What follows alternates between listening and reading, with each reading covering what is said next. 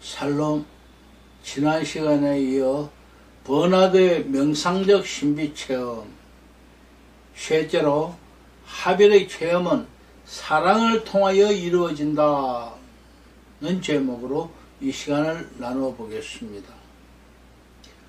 버나드는 하나님이 무엇보다도 관대하신 사랑의 하나님임을 잘 알고 있습니다. 하나님은 사랑의 길을 추구하려고 해서 자비를 거두어 가시지, 하나님은 사랑과 관상의 높은 단계를 항상 유복하시는 것만은 아닙니다. 그럼에도 버나드는 이 체험의 짧음과 사랑하는 주님께서 당신의 마음 내키는 대로 오셨다가 가시는 것을 강조하며 이 과정에서 주님의 주도권을 잊지 않도록 합니다. 버나드는 그의 아가서 설교에서 신랑의 입술에 입을 맞춘다는 것을 하빌의 정점으로 보았습니다. 이것은 결국 깊은 명상을 통하여 미스틱이 하나님의 환상을 체험하는 것을 말합니다.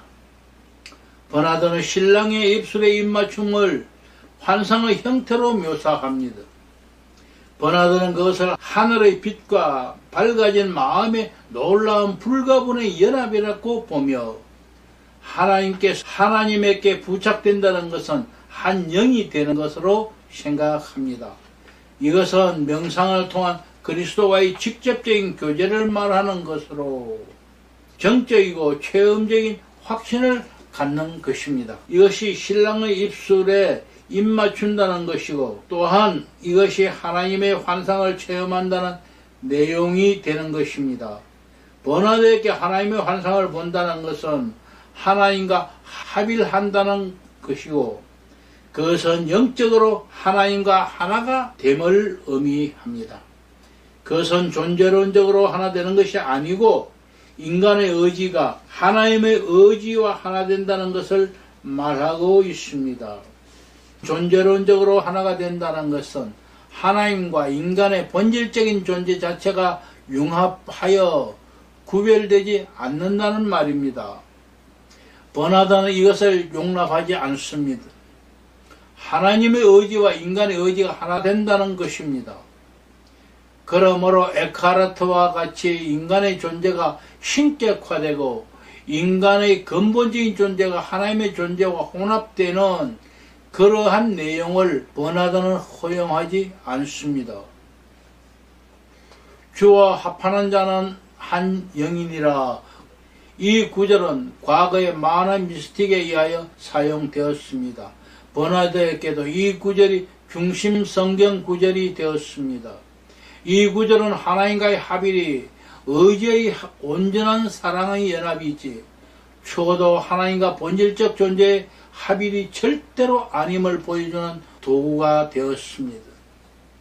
아무리 하나님과 본질이 연합되는 것은 아니다 하더라도 하나님과 의지가 하나 되는 결과에 도달하기 위해서는 상당히 황홀한 영적 체험의 과정이 있어야 한다고 버나드는 말합니다.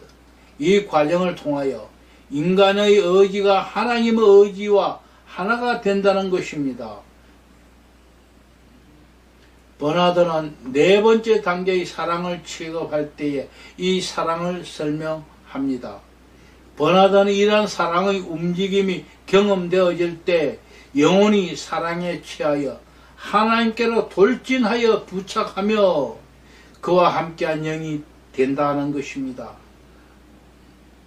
누구든지 이것을 경험한 사람은 축복이 넘치고 거룩한 사람입니다. 평생에 단 한 번이라도 이것을 체험하면 대단한 것이고, 잠시 동안만이라도 체험하면 축복이라고 버나드는 말. 버나드는 이 체험을 다음과 같이 묘사합니다. 이러한 방법으로 이끌리는 것이 결국 신화되는 것이다.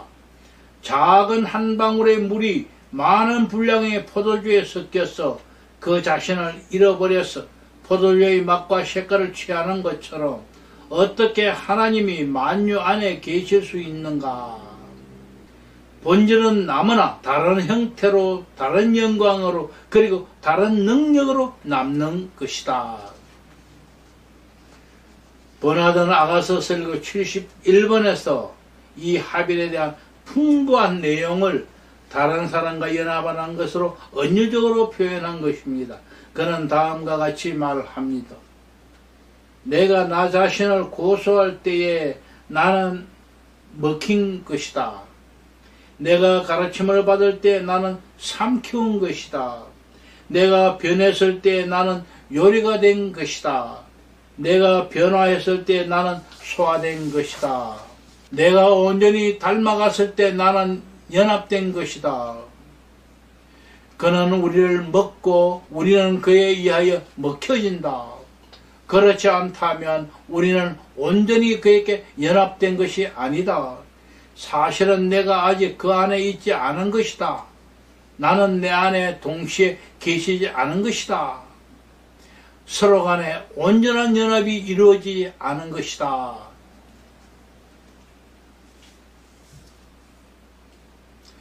그가 하나님 안에 있고 하나님이 그 안에 계신 것을 느껴야 합니다. 버나드는 성부와 성자 사이에 존재하는 연합, 고린도전서 6장 17절 주와 합하는 자는 한 영이니라, 이 말하는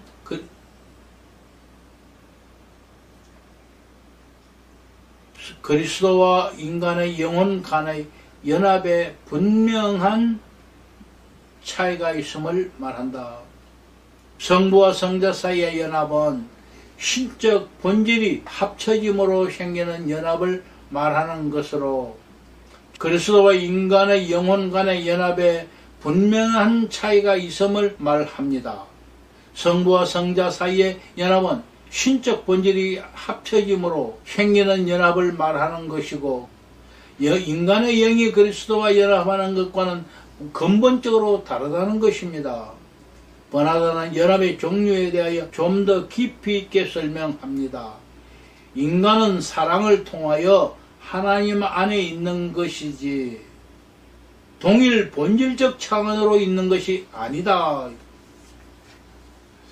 인간과 하나님은 동일한 본질이 아니기 때문에 하나의 같은 것이라고 말할 수 없다. 그러나 인간이 영혼과 하나님 사랑의 끈으로 서로 안에 존재한다면 그들은 확실하고 완전한 힘으로 한 영이라고 말할 수 있다. 이 연합은 본질의 결합으로 이루어진 것이 아니고 의제의 동의로 이루어진 것이다. 버나드는 다음과 같이 말합니다. 우리는 하나님과 인간이 서로 간의 연합은 의지들의 연합이 사랑의 동의이다. 이것을 경험한 자는 행복한 자이니 성부와 성자 사이의 연합과 비교해 본다면 이것은 연합도 아니다. 하나님에게 완전히 부착되는 사람이 누구입니까? 하나님 안에 거하면서 하나님에 의하여 사랑받고 사랑을 되돌려 드리며 자신 안에 하나님을 이끌어오는 자가 바로 그런 사람입니다. 그러므로 하나님과 인간이 온전히 서로에게 부착되었다면 그것은 상호 간의 사랑으로 서로를 서로 안에 집어넣는 것입니다. 조금의 의혹도 없이 하나님 안에 있는 사람 안에 하나님은 계신 것입니다. 그러나 인간은 영원전부터 하나님 안에 거합니다. 그는 영원전부터 하나님의 사랑을 받았기 때문입니다. 하나님은 인간이 진정으로 사랑할 때에 그 사랑 안에 거하십니다. 만일 그렇다면 심지어 하나님이 인간 안에 계시지 않을 때에도 인간은 하나님 안에 있습니다. 그러나 하나님은 자기 안에 있지 않은 사람에게는 계시지 않습니다. 그러나 사랑받는 사람이 하나님을 사랑하기 시작할 때 사람이 하나님 안에, 하나님이 사람 안에 있는 것입니다. 그러나 하나님을 사랑하지 않는 사람은 분명히 하나님 사랑을 받아보지 못한 사람입니다. 그 사람은 하나님 안에 있지 않고 하나님은 그 사람 안에 계시지 않습니다. 이 내용은 성부와 성자 사이에 존재하는 연합과 인간이 하나님께 부착하여 하나의 영이 되는 것과의 차이점을 보여주기 위하여 설명되었습니다.